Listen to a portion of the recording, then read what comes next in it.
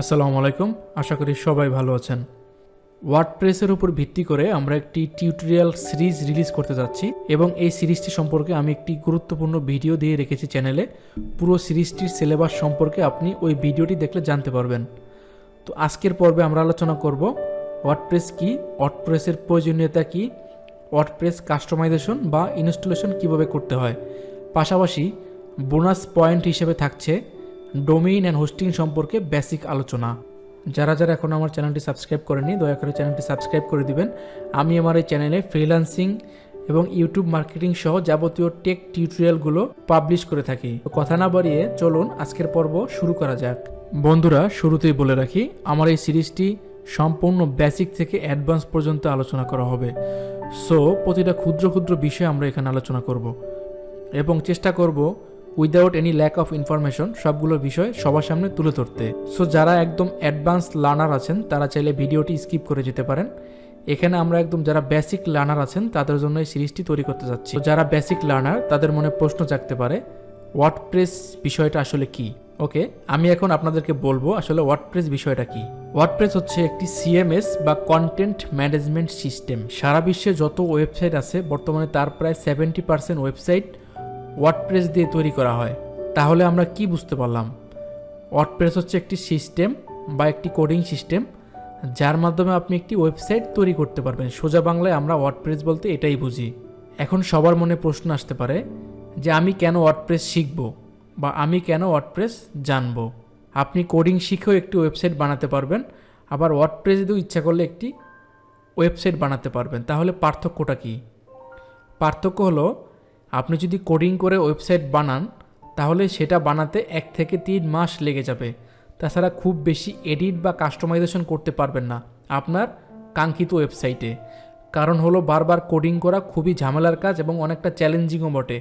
আপনি যদি প্রফেশনাল না হন তাহলে কোডিংয়ে নানা রকম ভুল হবে এবং সামান্য ভুলের কারণেও কিন্তু আপনার ওয়েবসাইটটি নষ্ট হয়ে যেতে পারে।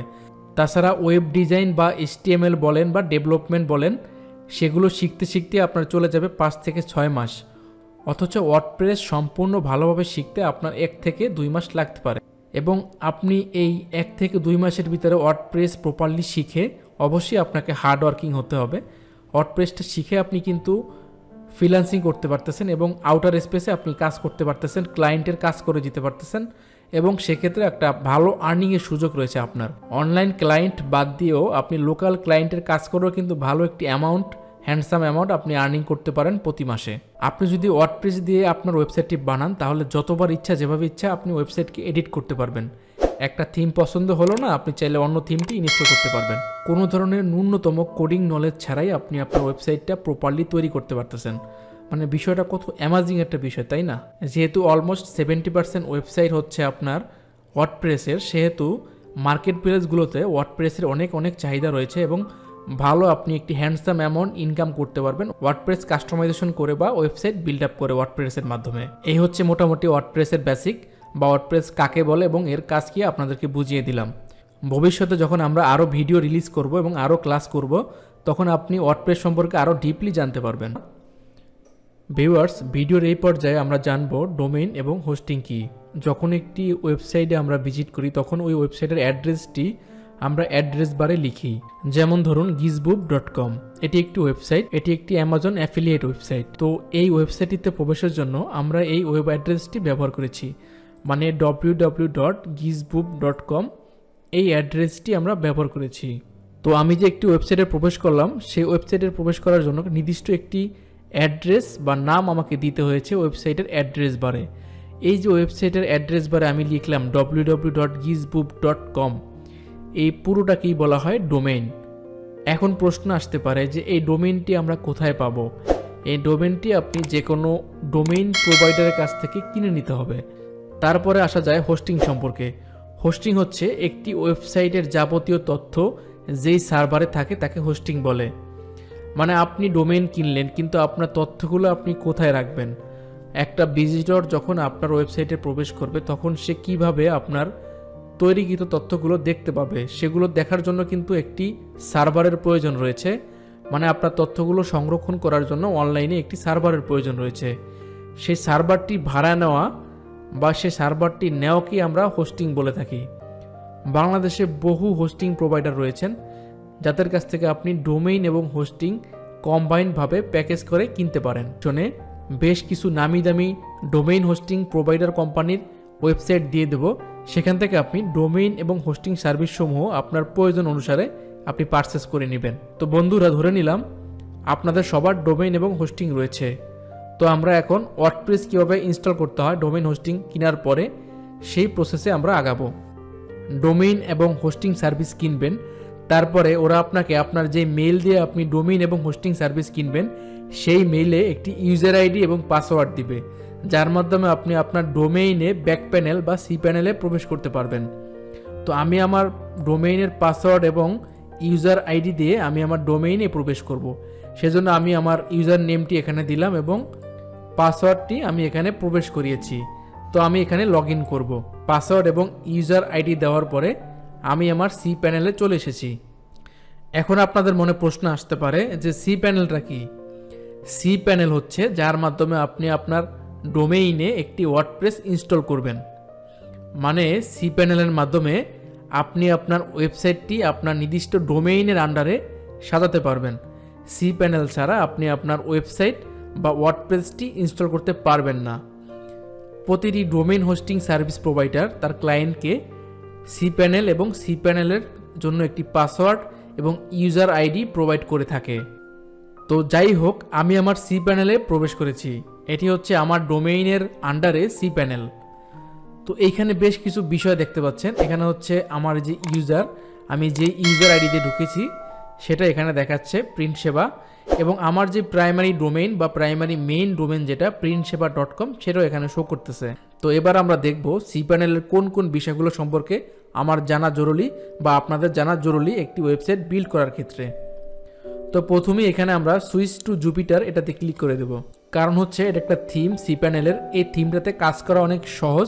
এবার আমরা সি প্যানেলের বেশ কিছু মেনু রয়েছে বা আইটেম রয়েছে, এই আইটেমগুলোর সাথে আমরা পরিচিত হব এবং কোনটার কি কাজ সে সম্পর্কে আমরা বেসিক ধারণা নিব। সি প্যানেলের এই পর্যায়ে এখানে যে একটি অপশন রয়েছে ইমেল অ্যাকাউন্ট, এখানে হচ্ছে আপনার ওয়েবসাইটের জন্য নির্দিষ্ট কিছু ইউজার আইডি এবং ইমেল অ্যাড্রেস তৈরি করার প্রয়োজন পড়ে লগ ইন করার ক্ষেত্রে।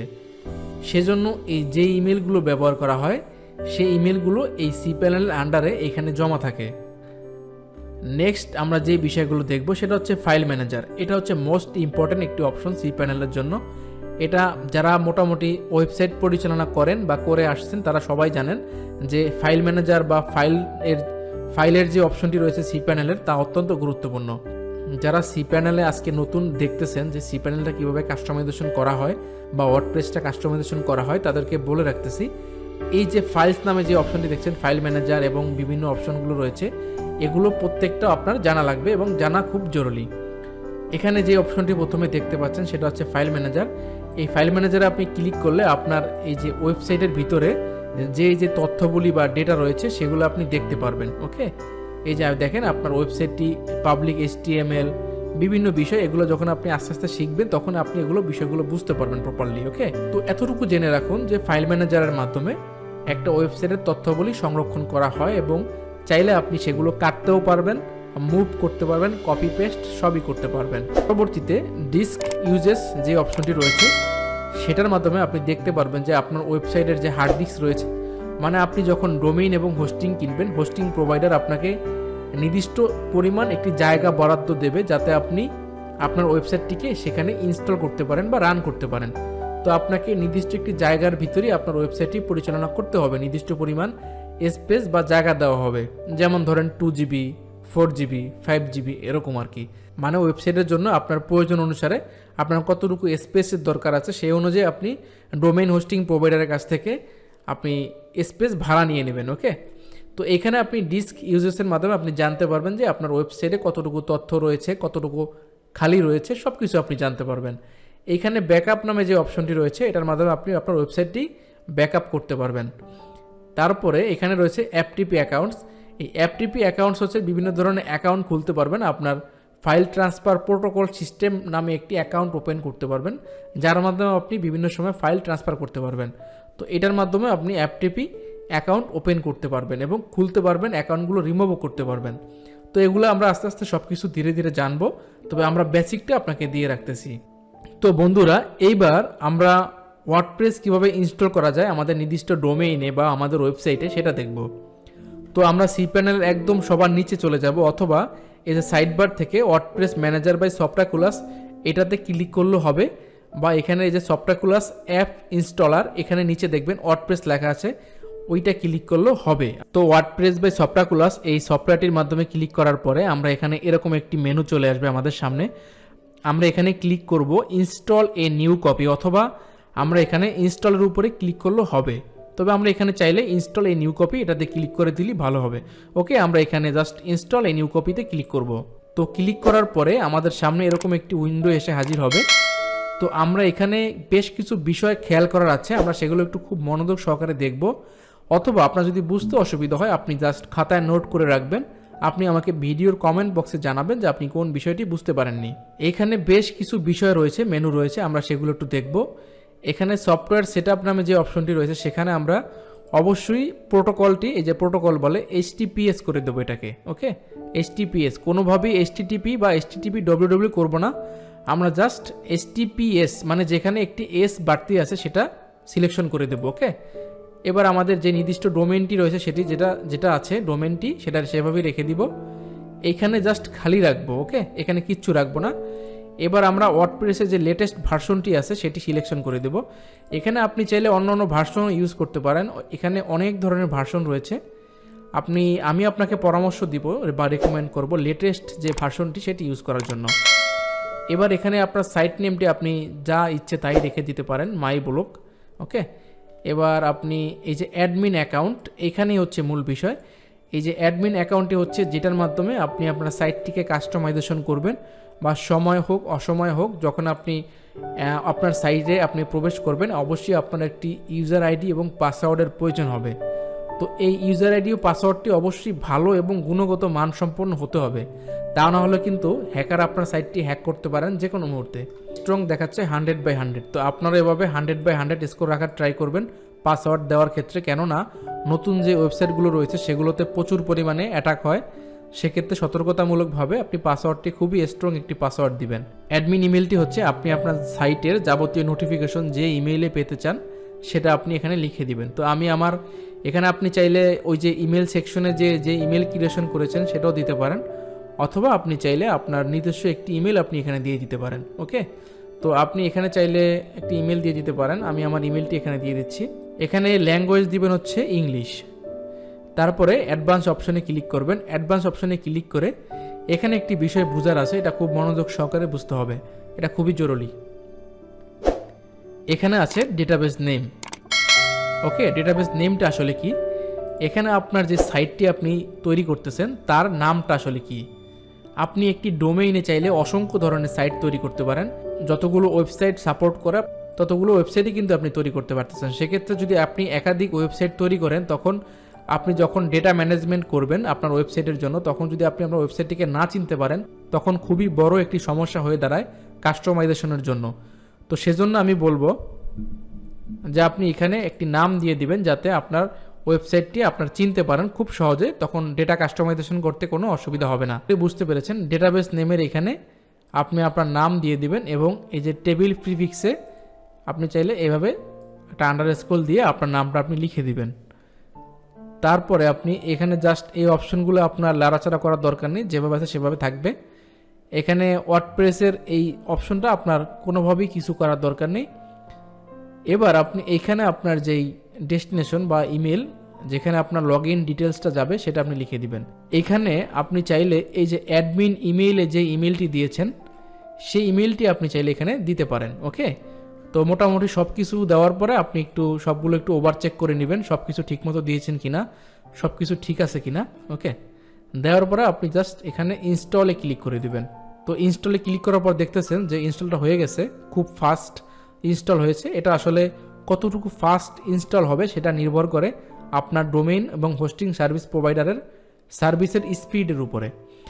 এবার আমি আমার ওয়ার্ডপ্রেস ওয়েবসাইটটিতে প্রবেশ করব, দেখব সেটি কোন অবস্থায় আছে। প্রথমে আমি দেখব আমি যেই ডোমেইনে ওয়ার্ডপ্রেসটি ইনস্টল করেছি সেই সাইটটির এখন কি অবস্থা।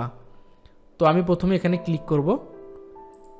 এই যে দেখুন এখানে কিন্তু ওয়ার্ডপ্রেস সাইটটি ইনস্টল হয়ে গিয়েছে। এই যে দেখেন ওয়ার্ডপ্রেসের ডিফল্ট যে থিমটি রয়েছে সেটি এখানে চলে এসেছে, hello world, welcome to WordPress, this is your first post. Okay, এখান থেকে আমরা আস্তে আস্তে পরবর্তী পর্বে দেখাবো কিভাবে একটি সম্পূর্ণ ওয়েবসাইট তৈরি করা যায়। এই থিমটিকে আমরা ভবিষ্যতে রিপ্লেস করে আমাদের পছন্দ অনুযায়ী আমাদের নিজস্ব ওয়েবসাইটের থিম আমরা ইনস্টল করব। ওকে, আরেকটি বিষয় হচ্ছে আমরা এখন এই ওয়েবসাইটটির ব্যাকডোরে প্রবেশ করব। ব্যাকডোর বলতে বোঝাচ্ছি আমি ওয়ার্ডপ্রেসের যেই মেনুটা বা ওয়ার্ডপ্রেসের যে প্যানেলটা সেটাতে আমরা কিভাবে প্রবেশ করব এবং ওয়েবসাইটটা আমরা কিভাবে কাস্টমাইজেশন করব সেটা আমরা একটু দেখব। ওয়ার্ডপ্রেসের ওয়েবসাইটে দুইভাবে প্রবেশ করা যায়, সেটা হচ্ছে এইখানে যে অ্যাডমিনিস্ট্রেটিভ উরালটা দিবে মানে লিঙ্কটা দিবে সেটার মাধ্যমে, অথবা আপনি চাইলে আপনি নিজেও লিখতে পারেন। এটা সব ওয়েবসাইটের ক্ষেত্রে একই। প্রথমে আপনি আপনার ডোমেইন এর নামটি লিখবেন, তারপরে স্ল্যাশ দিবেন, তারপর লিখবেন WP, তারপরে একটি হাইপেন দিবেন, তারপর লিখবেন অ্যাডমিন। এটা ওয়ার্ডপ্রেসের যত ওয়েবসাইট রয়েছে সব ওয়েবসাইটের ক্ষেত্রে কিন্তু একই নিয়ম, printsewa.com/WP admin। এই printsewa.com এর জায়গায় আপনি আপনার ওয়েবসাইটটি বসিয়ে WP-admin দিয়ে দেবেন, তাহলে আপনি আপনার ওয়ার্ডপ্রেসের যেভাবে লগ ইন করতে হয় সেই অপশনটি পাবেন। ওকে, আমি এবার ইন্টার চেপে দেবো। এই যে দেখেন এখানে আপনার ইমেল আইডি এবং পাসওয়ার্ড দিলেই কিন্তু আপনি লগ ইন করতে পারবেন। বন্ধুরা, আমি আমার আইডি এবং পাসওয়ার্ড দিয়ে আমি আমার ওয়ার্ডপ্রেসের ড্যাশবোর্ডে প্রবেশ করেছি। এইখান থেকে এবার আপনি যেভাবে চান সেভাবে কাস্টমাইজেশন করে আপনার ওয়েবসাইটটি আপনি ইনস্টল করতে পারবেন। ওকে, পরবর্তী পর্বে দেখব যে ওয়ার্ডপ্রেসের মাধ্যমে আপনি কিভাবে আপনার ওয়েবসাইটটিকে পুরোপুরি কাস্টমাইজেশন করবেন এবং কিভাবে পরিপূর্ণ একটি রূপদান করবেন সেই বিষয়ে আমরা ভিডিওগুলো দেখব। একটি ভিডিওতে যদি আমি সবগুলো বিষয় তুলে ধরতে চাই তাহলে ভিডিওটা অনেক লেন্দি হয়ে যাবে, যেটা কয়েক ঘন্টার ভিডিও হলেও পুরো বিষয়টি বর্ণনা করা সম্ভব নয়। তাই আমি আজকের মতো এই ভিডিওটি এখানেই শেষ করছি। পরবর্তী পর্যায়ে আমরা এই যে মেনুগুলো রয়েছে এবং এই যে অপশনগুলো রয়েছে সেগুলো সম্পর্কে পরিচিত লাভ করব এবং সেগুলোর কি কাজ সেটা আমরা দেখব। আজকের মতো বিদায় নিচ্ছি। যারা যারা এখনও আমাদের চ্যানেলটি সাবস্ক্রাইব করেননি চ্যানেলটি সাবস্ক্রাইব করে দিবেন। আর হ্যাঁ, ভিডিও সম্পর্কিত যদি কোনো প্রশ্ন থাকে আমাকে কমেন্ট বক্সে জানাবেন। ভালো থাকবেন। আসসালামু আলাইকুম।